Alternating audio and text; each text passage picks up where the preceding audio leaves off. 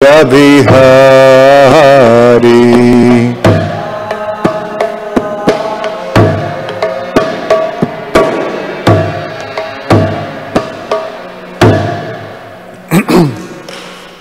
Jayam Vishnupad Paramahansa Parivrajacharya Ashtotarashata Srimad, His Divine Grace A.C. Bhaktivedanta Swami Srila Prabhupada Ki. Jayam Vishnupad Paramahansa Parivrajacharya Ashtotarashata Srimad, His Divine Grace Bhaktisiddhanta Saraswati Goswami Maharaj Srila Prabhupada Ki. Ananta Koti Vaishnava Vrinda Ki. ISKCON Founder Acharya Srila Prabhupada Ki. Granta Bhagavatam Ki. Itai Gaura Premanandi. All glories to the assembled devotees. All glories to the assembled devotees. All glories to the assembled devotees. All glories to Shishi Guru and Shigoranga. Om Namo Bhagavate Vasudevaya.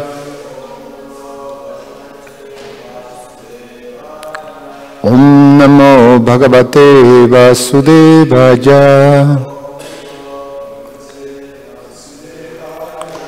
Om Namo Bhagavate Vasudevaya.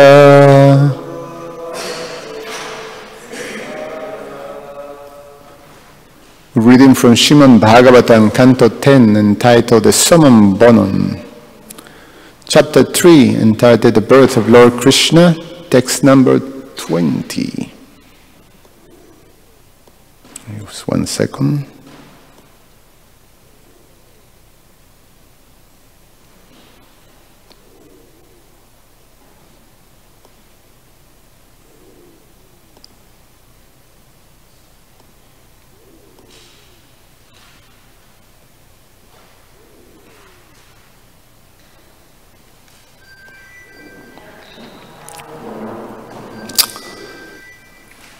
Swatvam tilokya stitaje swamajaya Bibharasi shuklam kalubarnat atmanaha Sargaja raktan rajasopabrinithitam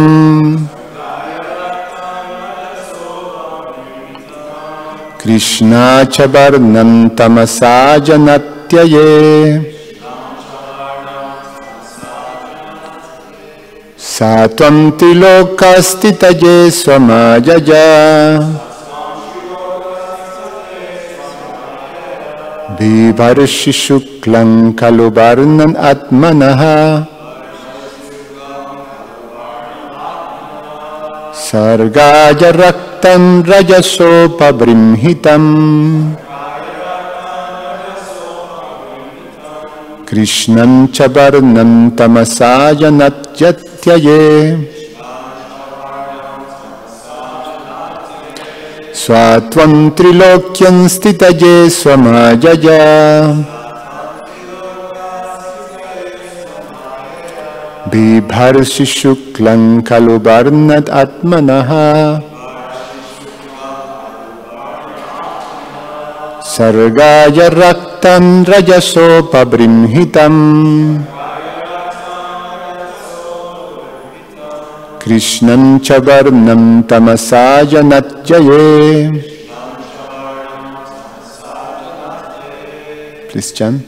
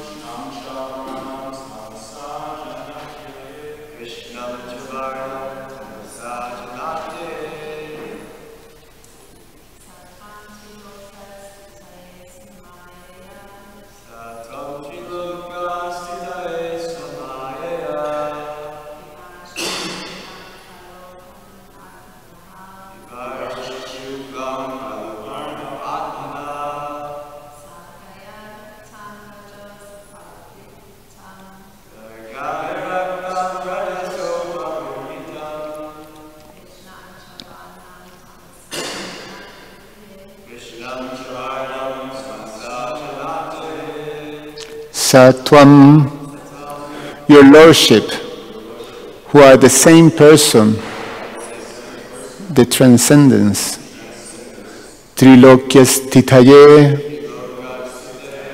to maintain the three worlds, the upper, middle, and lower planetary systems. Swamayaya, by your personal energy. Atma Mayaya, Vibharasi, assume. Suklam, the white form of Vishnu in goodness. Kalu, as well as Varnam, color. Atmanaha, of the same category as you. Vishnu Tattva. Sargaya, for the creation of the entire world. Raktam, the reddish color of Rajaguna. Rajasa, with the quality of passion. Upabrimhitam, being charged. Krishna cha, and the quality of darkness. Varnam, the color. Tamasa, which is surrounded by ignorance. Jana atyaye, for the ultimate destruction of the entire creation. Translation and purport by His Divine Grace A.C. Bhaktivedanta Swami Srila Prabhupada Ki Jai. My Lord, your form is transcendental to the three modes of material nature, yet for the maintenance of these three worlds, you assume the white color of Vishnu in goodness. For creation, which is surrounded by the quality of passion, you appear reddish. And at the end, when there is a need for annihilation, which is surrounded by ignorance, you appear blackish. Purport. Vasudeva prayed to the Lord, quote, you are called Shuklam. Shuklam, or whiteness, is the symbolic representation of the absolute truth because it is unaffected by the material qualities. Lord Brahma is called Rakta, or red, because Brahma represents the quality of passion for creation. Darkness is entrusted to Lord Shiva because he annihilates the cosmos. The creation, annihilation, and maintenance of this cosmic manifestation are conducted by your potencies. And yet you are always unaffected by those qualities. End of quote. As confirmed in the Vedas, Harir hi nirguna shakshat. The Supreme Personality of Godhead is always free from all material qualities. It is also said that the qualities of passion and ignorance are non-existent in the person of the Supreme Lord. In this verse, the three colors mentioned, Shukla, Rakta, and Krishna, are not to be understood literally in terms of what we experience with our senses, but rather as representatives of Sattva-guna, Raja-guna, and Tama-guna. After all, sometimes we see that a dog is white, although it is in Tama-guna, the mode of ignorance, illustrating the logic called Bhakanta Nyaya.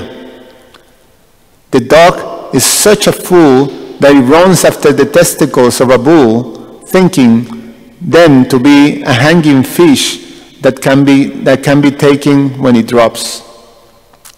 Thus the dog is always in darkness. Vyasadeva, however, the compiler of the Vedas, of the Vedic literature, is blackish. But this does not mean that he is in Tamaguna. Rather, he is in the highest position of Sattva-guna, beyond the material modes of nature. Sometimes these colors, Sukla, Rakta, Sukla Raktas Tatapita are used to designate the Brahmanas, Kshatriya, Vaishyas, and Sudras. Lord Kshirodakshai Vishnu is celebrated as possessing a blackish color. Lord Shiva is whitish, and Lord Brahma is reddish. But according to Srila Sanatana Goswami in the Vaishnava Toshani Tika, this exhibition of colors is not what is referred to here. The real understanding of Shukla, Rakta, and Krishna is as follows. The Lord is transcendental, but for the sake of the creation, he assumes the color of Rakta as Brahma. Again, sometimes the Lord becomes angry, and as he says in the Bhagavad Gita 16:19, Tam aham dvishata kruram samsaresu naradhamam shipamya jashram ashubham ashurishweva jonishu. Quote, those who are envious and mischievous, who are the lowest among men, are cast by me into the ocean of material existence, into various demoniac species of life. End of quote. To destroy the demons, the Lord becomes angry, and therefore he assumes the form of Lord Shiva. In summary, the Supreme Personality of Godhead is always beyond the material qualities, and we should not be misled into thinking otherwise simply because of sense perception. One must understand the position of the Lord through the authorities, or Mahajans, as stated in the Srimad Bhagavatam 1.3.28. Ete chamsa kalapunsa Krishnastu Bhagavan Swayam. Swatam trilokyas titaye shramayaya vibharshi shuklam kalu varnan atmanaha sargaya raktam rajaso vibrimhitam Krishnam chavarnam tamasaya natyaye. Translation, my Lord, your form is transcendental to the three modes of material nature, yet for the maintenance of these three worlds, you assume the white color of Vishnu in goodness. For creation, which is surrounded by the quality of passion, you appear reddish, and at the end, when there is a need for annihilation, which is surrounded by ignorance, you appear blackish. Om Jnana Timirandasya Jananjana Shalakaya Chakshur Umilitam Jena Tasmai Sri Guruve Namaha. Namo Om Vishnupadaya Krishna Prasaya Bhutale Srimate Ramapada Swami Iti Namine. Namo Om Vishnupadaya Krishna Prasaya Bhutale Srimate Bhaktivedanta Swami Iti Namine. Namaste Saraswate Deve Gauravani Pracharine Nirveshesha Shunyavadi Pashatyade Shatarine Vancha Kalpa Tarubhyascha Kripa Sindhubhya Evacha Patitanam Pavanebhyo Vaishnavebhyo Namo Namaha.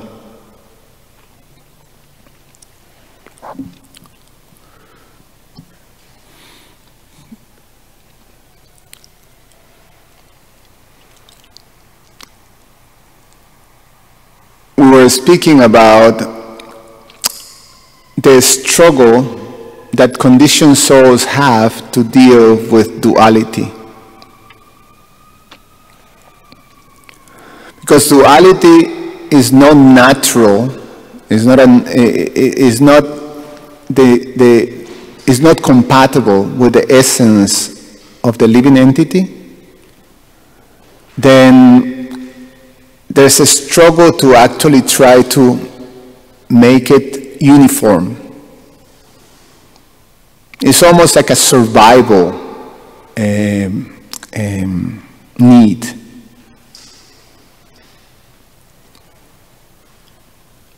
So therefore, in the conditioned state, we tend to categorize things. There is an intrinsic need to categorize things and to generalize. In one sense, to make things more simpler and uniform, to understand the world. So, in the conditioned state, it is important for us to actually being able to understand our surroundings. And how do we do that? Well, it's by our experience, our immediate experience, also by the concepts that we receive through whatever circumstance in education, culture, circumstances. So it's all things that we experience, and we start to make a conception of the world that define us and allow us to actually sort of function in the world.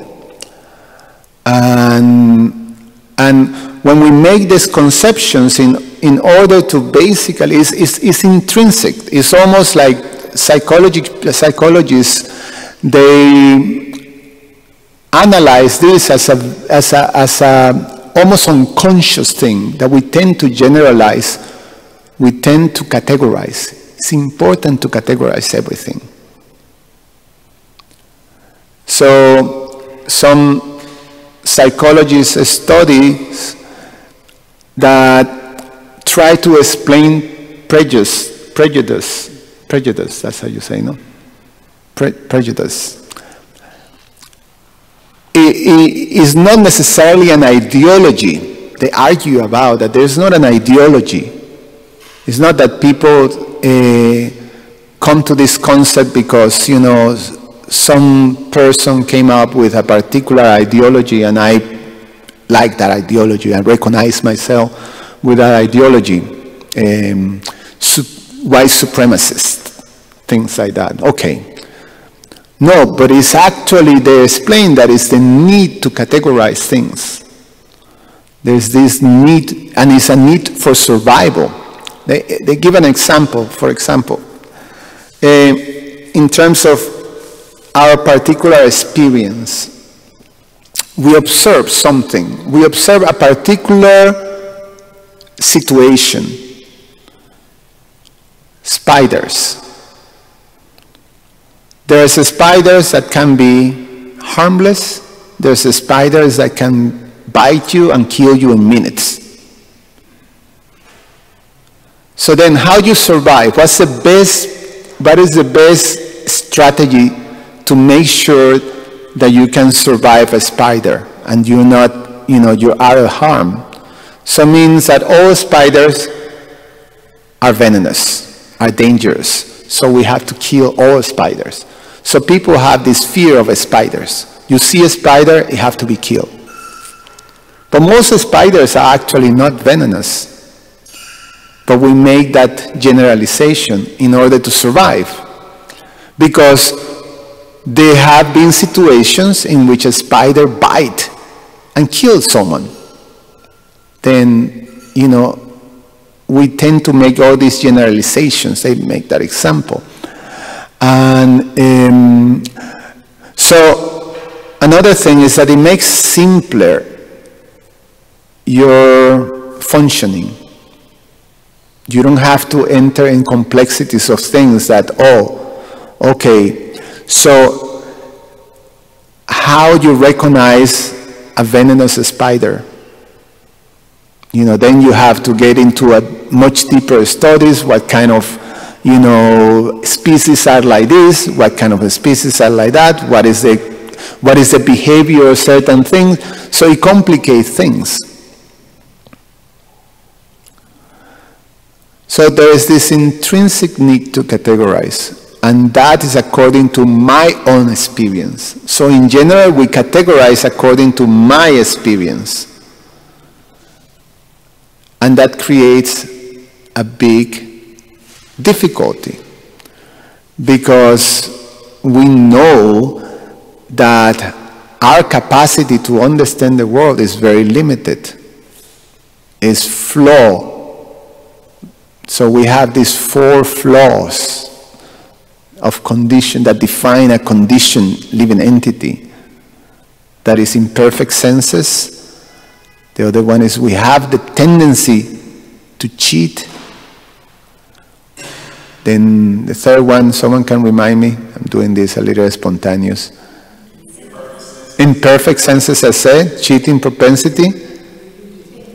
tendency to be illusion and the tendency to commit mistakes. So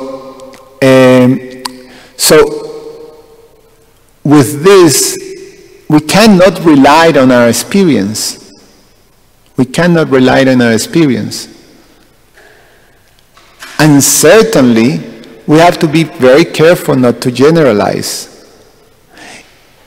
There's another aspect to it that often we see that we, in a conditioned state, in order to make sense of our struggle, we tend to be, to project. Oh, because I observed this happen to me, it's going to happen to everybody.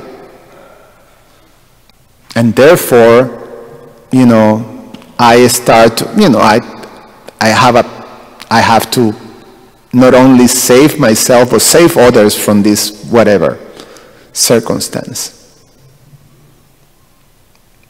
So it's a situation that is like that. So when we become educated and we receive some knowledge, or we become acquainted with a particular type of knowledge, then if we are affected by this conditional state of seeing things according to my own experience and define them, then it's going to be a mess. So Prabhupada explains here that although it is explained here that the Lord appears white as Lord Vishnu, and in general we see that white represents purity. And then he appears red in order to, surrounded by the mortal passion. So the mortal passion represents, red represents the mortal passion. And black represents ignorance. So now, we hear that, we categorize. When we're in the condition, we approach knowledge in the conditioned state. We categorize things. And therefore, everything that is black means that is ignorant. Everything that is white then means that is pure, like that. Everything that is red means that is hot, passionate. And we see that these colors also sort of represents, it represents the modes. So we hear also how Brahmanas are pure, represented by white, and how Tamas or Sudras, are represented by darkness, by black, like that. So Prabhupada then he says we cannot take literally this in the sense of categorize things because it is like that, because then he puts example. This is Srila Bhaktisiddhanta Saraswati tells this. He defines different process of logic. So he says this Bhakanda, which is the logic of the duck. Bhakanda means duck. So the logic of the duck. So the dog observes something and makes a conclusion. He sees the testicles of the bull, which are shaped like this, and he concludes, it's a fish and it's hanging loose and it's going to fall. So the dog is following the bull, expecting the fish to fall, and then he will eat. So it's a foolish logic, because it's just making an assumption just by your sense perception. So Srila Bhaktisiddhanta makes that. So meaning that a white dog or something that is white can be in ignorance. Something that is black could be the epitome of knowledge. So when we make these categorizations based on our particular sense perception, then where is actually ignorance.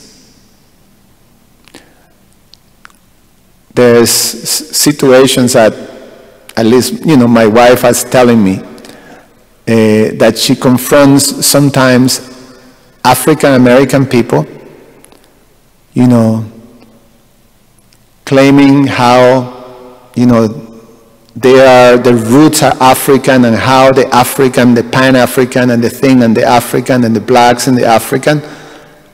And then, where are you from? Well, I'm from Africa. So then they get taken back, a white African. It can, so it doesn't make sense, No, you're not from Africa. I'm from Africa, I'm not from, Yeah. So actually, I'm more African than you, because, I'm actually from Africa, So, or, people that, like there are situations right now of how you say when the thing that the cops do to the African American people, when they make an assumption, it's black, it means that it's a criminal, it's someone who is, profiling. So they do profiling according to a particular, So you have an idea, like, there's crime and, sort of, so African American people, because, many of the more poor areas in this country, many of them are African American. It means, there's more crime, there's more, not so much education. So then, then every African American is affected by this. Is a criminal, or is something like that. And then, they stop people. There was this, I was just hearing one time in this, public radio station, the interview of a famous opera singer in Europe, like super famous. The guy has actually performed for the Queen of England, for this, great personalities, for this president, for Barack Obama, when he was president, in the White House. So a celebrity, highly skilled and appreciated and recognized artist, an opera singer. He happens to be an African American, no, not African American, but black, person. He came to America and he was driving. And he was not doing anything. He just happened to be driving slow, and the police stopped him. And basically treat him like a criminal. And so asking where he was staying and what he was going to do, and he was, he was going to the White House. So, this person, like this guy is just talking some garbage or something like that. So he was narrating this situation that this person doesn't know who I am. He's an associate of this.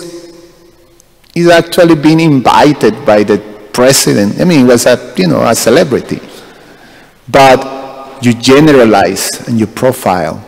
You generalize, you categorize, and then you're not able to actually connect to a reality. And this is a problem that conditioned souls we have. It's almost like intrinsic. It's intrinsic in there, and it's actually a reaction. It's explained that it's a natural reaction to try to deal with dualities, with things that are what is the word? Ambiguous. You know, we're not comfortable with ambiguity.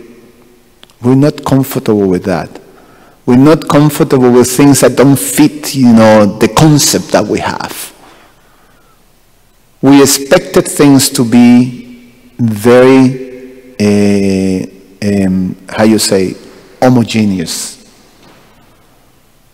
Because in the spiritual world, there is not ambiguity.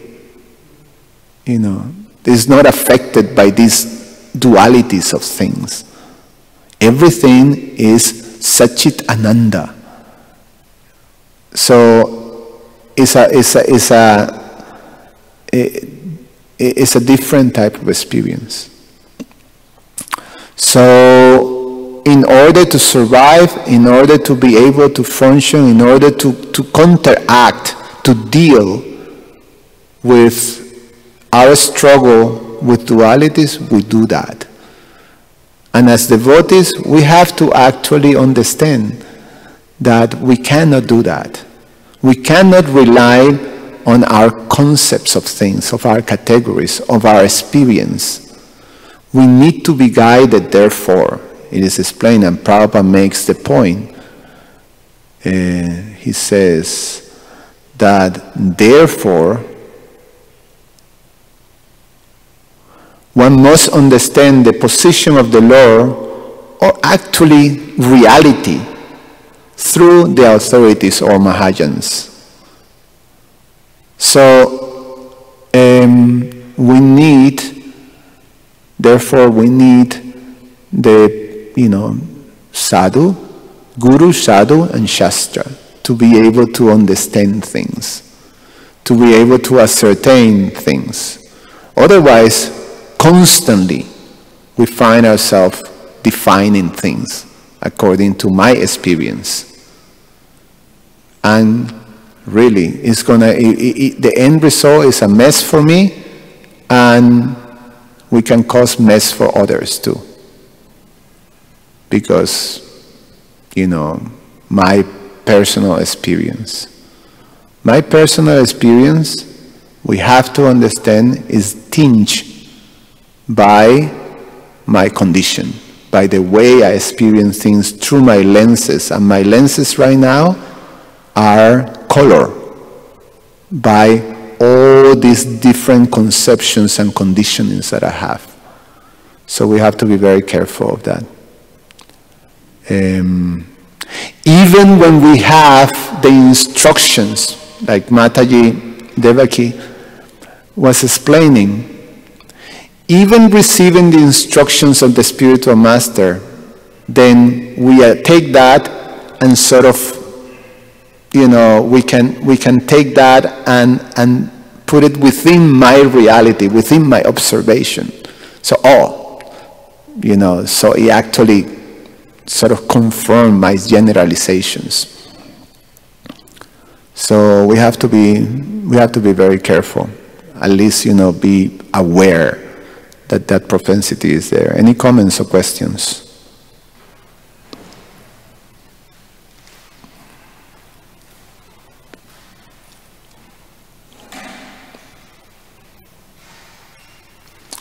Jai Baladesh Prabhu.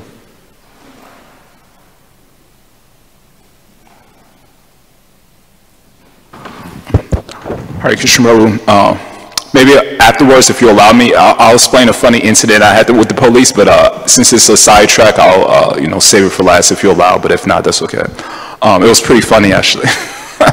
I appreciate your class, thank you, and the points you made were that we generally generalize, and people, based on our, obviously, like you said, prejudices. But one thing about this verse that I appreciated from Jayapataka Maharaj, especially when concerned the most material nature, and because this verse describes that the Lord is always transcendental, he can never be entangled, these last few verses.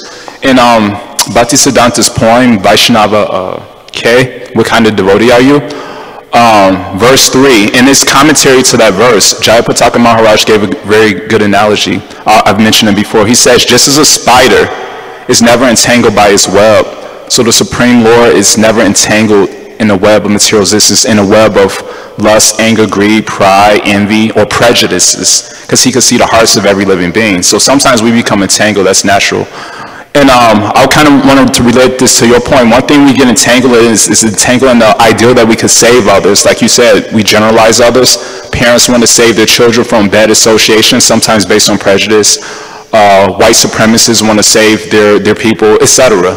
And sometimes, even as devotees, we want to save others from other devotees. Just like, for example, one point I appreciate about Devaki Mataji's class at Sunday Feast, I had the opportunity to watch online, is that she said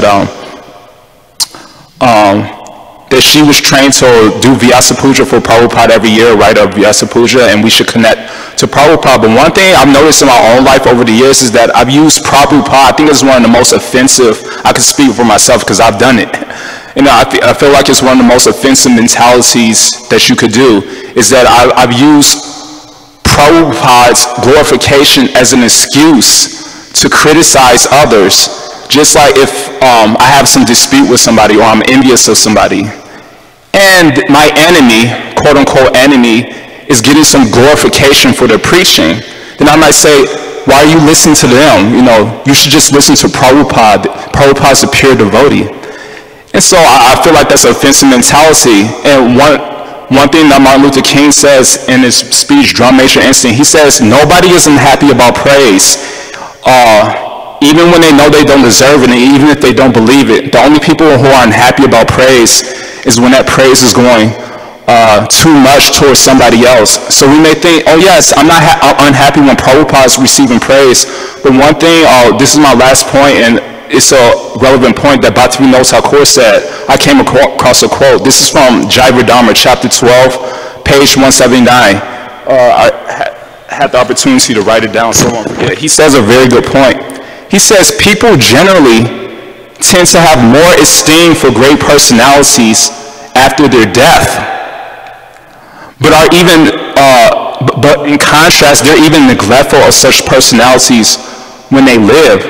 And the reason I appreciate this quote is that if Prabhupada told me, I'm going to start a worldwide movement at the age of 70 years old with no money, with no contacts, do you think I'll be successful? No.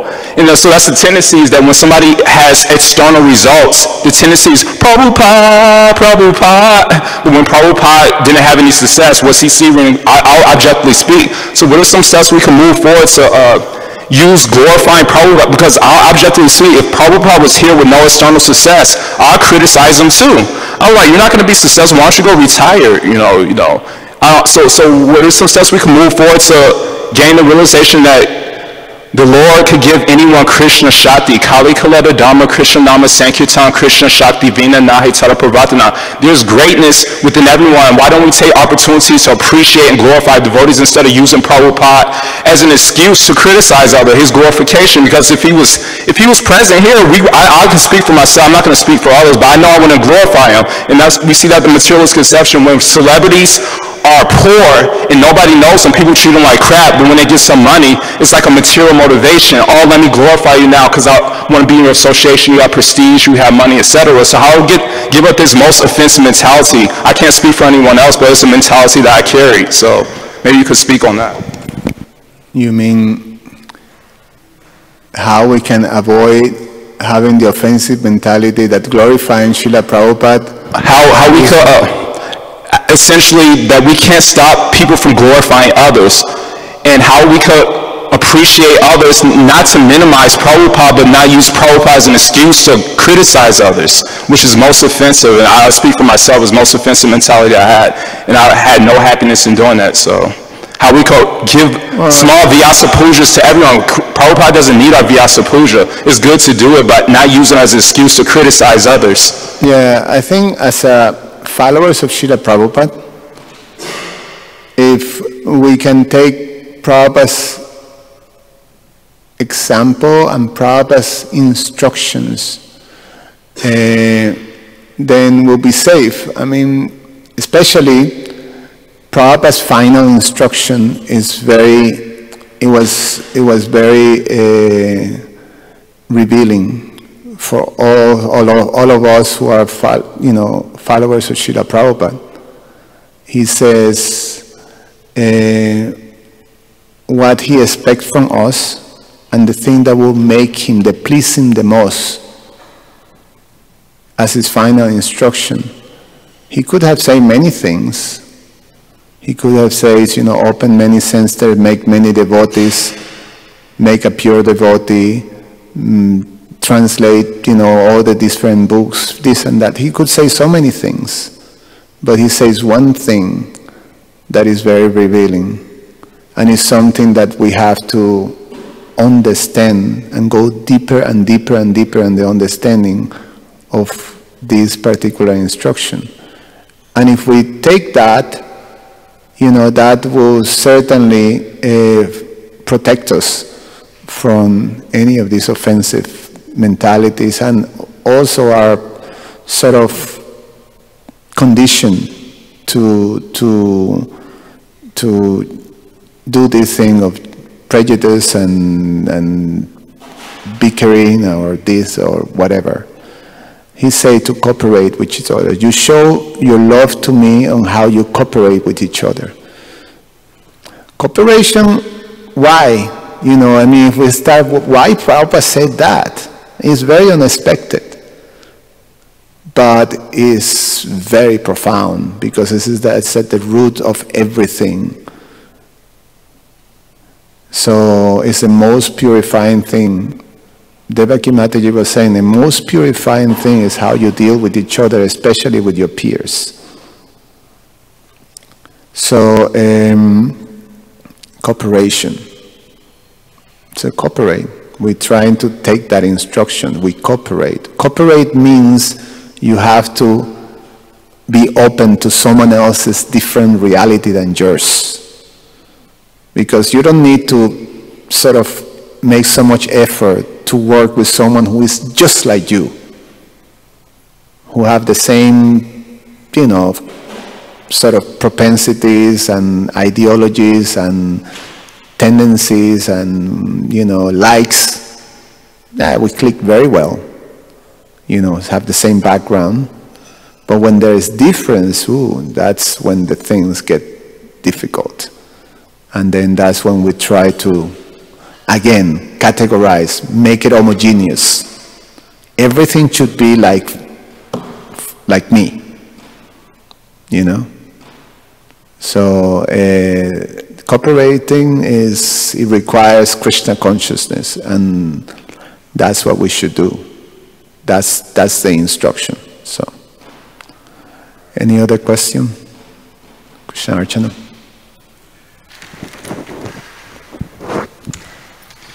I'm going to try and formulate something.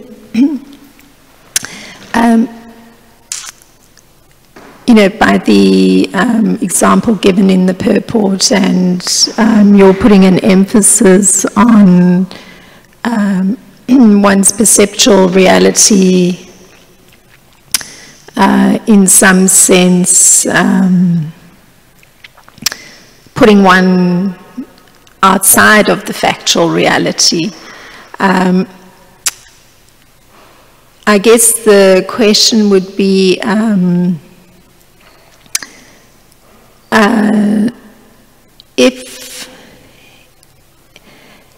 if one is observing that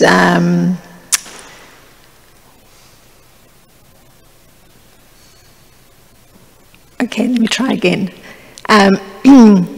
Say if perceptual reality is expressed and the perceptual reality is held onto, And that perceptual reality clearly isn't in accord with factual reality. Clearly there's a need to hold on to the safety of a known reality. So how could one be of assistance if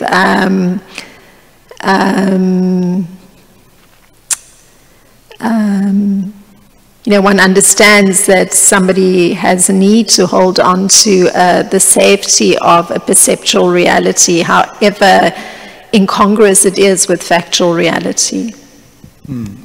I think something like that was touched in the seminar of Devaki Mataji in terms of dealing with, how she put it,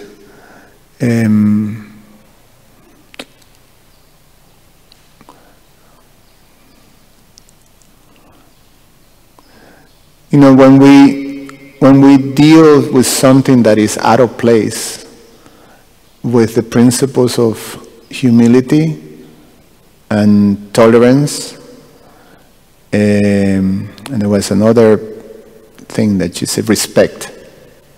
I mean, the Trinara Pisunichena principle. Then that can actually transform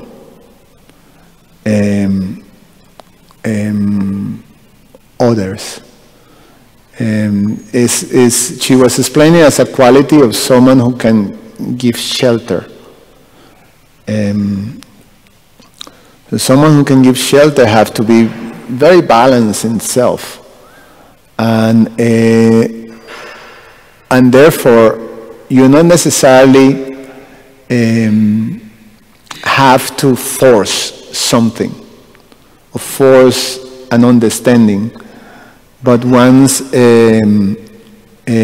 by one's example, and especially by the way one's deal with that perceptive wrong reality or the wrong approach, then without take it personally or becoming affected by it, then it can help change the situation. So how we have to,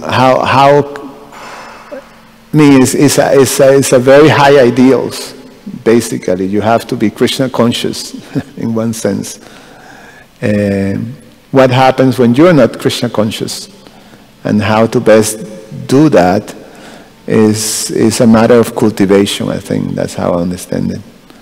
So we have to be able to cultivate these qualities.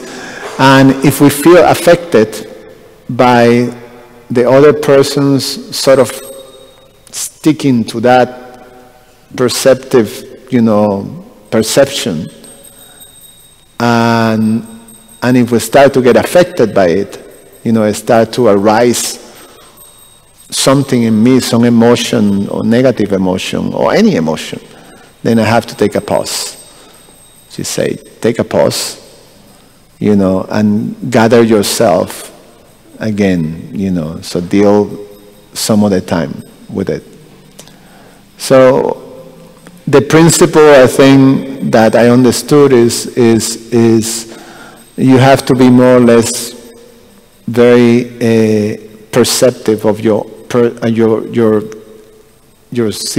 personal situation, how your emotions are affected. You have to be in contact with your needs, with your emotions, with your path, with the purpose of the things that you're trying to do. And by practice, by consistent practice, we can get better and better at it. I don't know, is that touches? You have anything to add to that? Okay. Karunanidhi Prabhu, just the last question.